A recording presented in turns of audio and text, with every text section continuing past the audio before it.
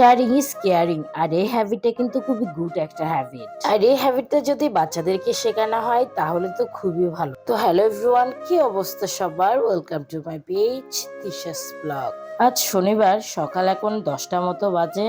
আর আমি তো পুরো স্নান টান করে একদম রেডি পুজো দিতে যাব বলে। আজ পুজোটাও আমার একটু তাড়াতাড়ি দিতে হবে, কারণ রান্নার ওইদিকে আমার অনেক তাড়া রয়েছে। তো এই তো পুজো দিতে চলে এলাম। আর কাল আপনাদের দাদা এই মোমবাতির ধূপকাঠি গুলো এনেছিল, আর আমি ওইগুলো তো জায়গা মতো রাখিনি বলতে গেলে। তো এই তো এখনই রেখে দিচ্ছি আমি এগুলো ডয়ারে। এগুলো আমি সবসময় আসলে যে ডয়ারটা থাকে ওইখানেই রাখি। তবে সবগুলো মোমবাতি ওইখানে আটলেও এই ধূপকাঠিটা ওইখানে রাখতে পারছি না, ওই পরিমাণ একদমই জায়গা নেই। তাই আমি একটু বুদ্ধি খাটিয়ে এই ভিতরে প্যাকেট গুলা নিয়ে বাইরের প্যাকেট গুলা ফেলে দিব, যাতে ওইখানে একদম খুব সুন্দরভাবে জায়গা হয়ে যায়। তবে জানেন তো, আমি বিয়ের আগে এই সামান্য বুদ্ধিটুকুই খরচ করতাম না, যেটা যেমন ওইটা অমনি ফেলে রাখতাম। তবে এখন তো আমি অনেক সাংসারিক হয়ে গেছি, যে কোনো জিনিস যেখানে সেখানে ফেলে রাখি না, সবকিছু নিজের মতো করে গুছিয়ে রাখার চেষ্টা করি। কারণ এখন নিজের সংসার হয়েছে, বাচ্চা হয়েছে, সবকিছু তো আমারই, এই সংসারটাও আমার। তাই এই সামান্য বুদ্ধি খরচ করে যদি নিজের সংসারটাই গুছিয়ে না রাখি তাহলে কে রাখবে বলুন তো?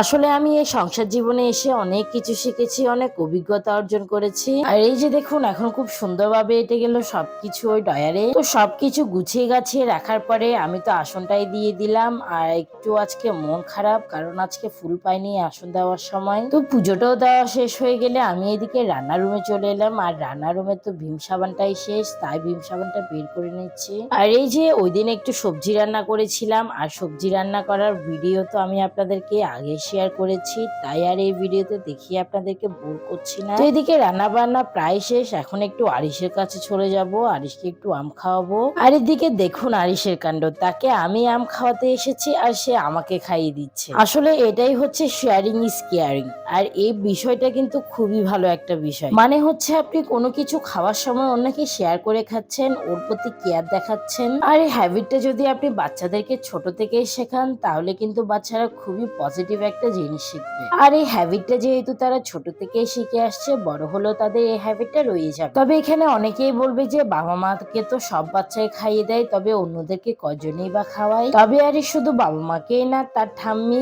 কাকাই, আরো আমাদের পরিবারের যারা যারা আছে সবাইকে খাইয়ে দেয়। তবে জানেন তো, আমি কিন্তু এই হ্যাবিটটা তাকে একদম শেখাইনি, এটা সে নিজে নিজে শিখেছে। আর তার এই হ্যাবিটটা দেখে আমরা বাসার সবাই তো খুবই আনন্দ পাই, কারণ এই হ্যাবিটটা কিন্তু গুড একটা হ্যাবিট। তবে জানি না সে বড় হলো এই হ্যাবিটটা রাখবে কিনা। তবু তার কাছে আশা রাখবো যে সে যাতে বড় হলে মানুষকে এইভাবে কেয়ার করে এন্ড শেয়ার করে। তবে জানেন তো, আমি এমন অনেক বাচ্চাকে দেখেছি যারা ছোট থেকে বাবা মাকে খেতে দেয় না, নিজেরা খায়। আর ওদের কাছ থেকে তো কোনো জিনিস কেউ নিতেই পারে না, অসম্ভব কান্নাকাটি করে আর বলে মা খাবে না, বাবা খাবে না, শুধু আমিই খাবো। তবে আমার কিন্তু এই হ্যাবিটটা একদম ভালো লাগে না, কারণ বাচ্চাদেরকে এখন থেকে শেখানো উচিত যে অন্যদেরকে সবকিছু শেয়ার করে খেতে হয়। তো যাই হোক, সবাই ভালো থাকবেন, সুস্থ থাকবেন, আর আমার পেজটাকে একটু ফলো করে দিবেন।